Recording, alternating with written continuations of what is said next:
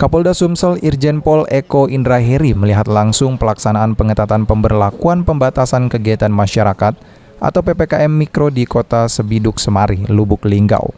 Sejumlah lokasi didatangi oleh Kapolda dan juga melakukan pertemuan secara virtual dengan memberikan pencerahan kepada Kapolsek dan Ramil dan para camat sekota Lubuk Linggau terkait penerapan PPKM pengetatan dengan meminta seluruh polsek tetap digelar kegiatan vaksinasi.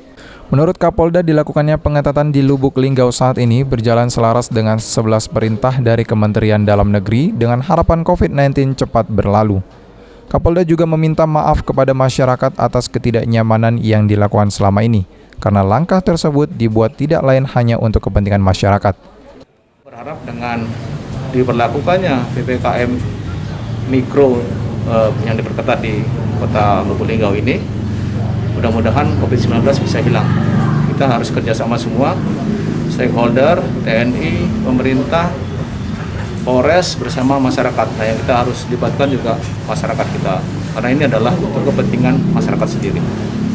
Ya, saya kira PPKM Mikro yang diperketat ini memang akan berdampak pada masyarakat. Untuk itu, saya dan juga pemerintah mohon maaf atas ketidaknyamanan ini. Tapi sekali lagi ini dibuat untuk kepentingan kita bersama. Dalam kunjungannya di Lubuk Linggau, Kapolda juga langsung pelaksanaan vaksinasi massal yang dilakukan Urdokes Polres Lubuk Linggau. Tahap obatnya ini, Pak Wawan yang tahu. Ini obat. Tri Hajaria, PAL TV.